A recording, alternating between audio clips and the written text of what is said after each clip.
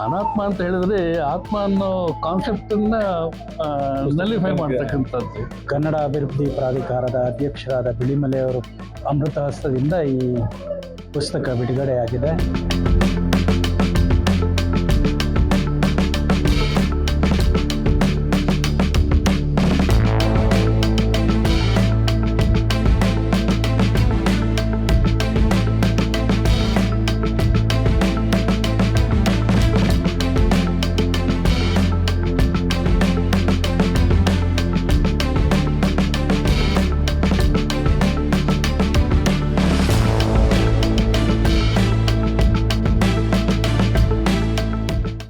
ಅನಾತ್ಮ ಅಂತ ಅನ್ನೋದು ಅಂತ ಹೇಳಿದ್ರೆ ಅದು ಈ ಆತ್ಮ ಸಾಕ್ಷಾತ್ಕಾರ ಮಾಡ್ಕೊಳ್ಬೇಕು ಅಂತ ಹೇಳಿ ಯಾರು ಹುಡ್ಕೊಂಡು ಹೋಗ್ತಾರೆ ಅವ್ರಿಗೆ ಕೊನೆಯಲ್ಲಿ ಸಿಕ್ಕಿದ್ದೇನು ಅಂತ ಅನ್ನೋದು ಅವನ ನಾಯಕ ಹೇಳ್ತಾನೆ ಕೊನೆಗೆ, ನಾನು ಆತ್ಮನನ್ನ ಹುಡ್ಕೊಂಡು ಹೋದೆ, ನನಗೆ ಅನಾತ್ಮನ ದರ್ಶನ ಆಯ್ತು ಅಂತ ಹೇಳಿ ಅಂತ.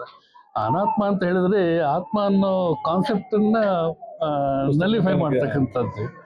ಹಾಗಾಗಿ ಒಟ್ಟಾರೆಯಾಗಿ ಏನಾಗುತ್ತೆ ಅಂದ್ರೆ ಕಾದಂಬರಿ ಆಶಯದಲ್ಲಿ ಏನಾಗುತ್ತೆ ಅಂತ ಹೇಳಿದ್ರೆ ಈ ಆತ್ಮ ಅನ್ನೋದನ್ನ ನಾವು ಮೌಢ್ಯವಾಗಿ ತಗೊಳ್ಬಾರ್ದು, ಅದನ್ನ ವಿಚಾರವಾದವಾಗಿ ತಗೊಳ್ಬೇಕು ಅನ್ನೋದನ್ನೇ ಅದ್ರ ಕಥೆ.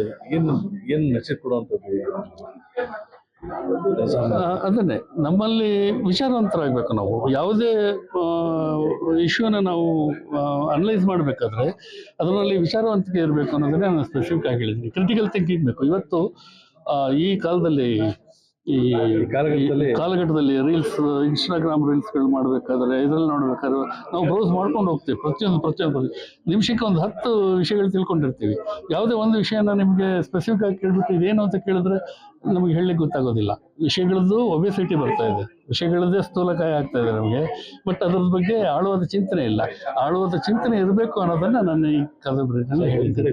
ಕಲ್ಪನೆ ಆಗಿದೆ, ಈಗ ಡಿಜಿಟಲೈಸೇಷನ್ ಆಗಿದೆ ಈ ಆಧುನಿಕ ಯುಗದಲ್ಲಿ. ಸೊ ಅದ್ರ ಮುಖ್ಯ ನಿಮ್ಮ ಪುಸ್ತಕಗಳು ಅದರಲ್ಲಿ ಅರ್ಥವಾಗ್ತವೆ. ಆಗುತ್ತೆ.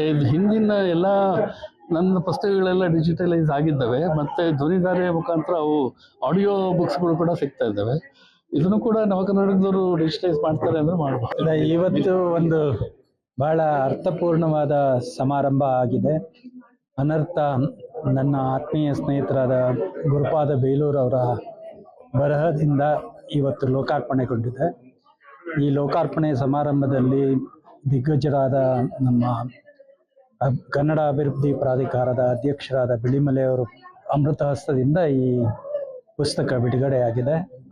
ಚಾಹಾ ರಘುನಾಥ್ರವರು ಪುಸ್ತಕದ ವಿಮರ್ಶೆಯನ್ನ ಮಾಡಿದ್ದಾರೆ. ಆ ವಿಮರ್ಶೆ ಅಂತಕ್ಕಂಥದ್ದು ನಿಜವಾದ ವಿಮರ್ಶೆ ಅಂತ ನನಗಂತೂ ಅನ್ಕೊಂಡಿದ್ದೀನಿ. ಯಾಕಂದ್ರೆ ಒಬ್ಬ ವಿಮರ್ಶೆಯನ್ನ ಮಾಡಬೇಕಾದ್ರೆ ಲೇಖಕನ ಎದುರುಗಡೆ ಇಟ್ಕೊಂಡು ವಿಮರ್ಶೆ ಮಾಡಬೇಕಾದ್ರೆ ಎಲ್ಲೋ ಒಂದು ಕಡೆ ಈ ಸಮಾರಂಭಗಳಲ್ಲಿ ಅಳುಕಿರುತ್ತೆ. ಅಂದ್ರೆ ಈ ಸಮಾರಂಭಗಳಲ್ಲಿ ಲೇಖನಕ್ಕನ್ನ ಎದುರುಗಡೆ ಇಟ್ಕೊಂಡು ಅವನ ಏನೋ ಋಣಾತ್ಮಕವಾದ ಅಂಶಗಳಿದೆ ಅದನ್ನ ಜನಗಳ ಮುಂದೆ ಇಡೋಕೆ ಇಟ್ಟಾಗಲೇ ಆತ ನಿಜವಾದ ವಿಮರ್ಶಕ ಅಂತ ಅನ್ನಿಸ್ಕೊಳ್ಳೋದು. ಆ ನಿಟ್ಟಿನಲ್ಲಿ ನನಗೆ ಸಂಪೂರ್ಣವಾಗಿ ಅವರು ಮಾಡಿರ್ತಕ್ಕಂಥ ವಿಮರ್ಶೆ ಬಹಳ ಧನಾತ್ಮಕವಾಗಿತ್ತು. ಎಲ್ಲೆಲ್ಲಿ ಈ ವಿಮರ್ಶೆ ಬರದೇ ಇದ್ರೆ ಲೇಖಕನಿಗೆ ಸಾರ್ಥಕತೆ ಸಿಗೋದಿಲ್ಲ. ಯಾವಾಗ ವಿಮರ್ಶೆ ಬರ್ತದೆ ಆವಾಗಲೇ ಅವನಿಗೆ ಆ ಸಾರ್ಥಕತೆ ಬರೋದು.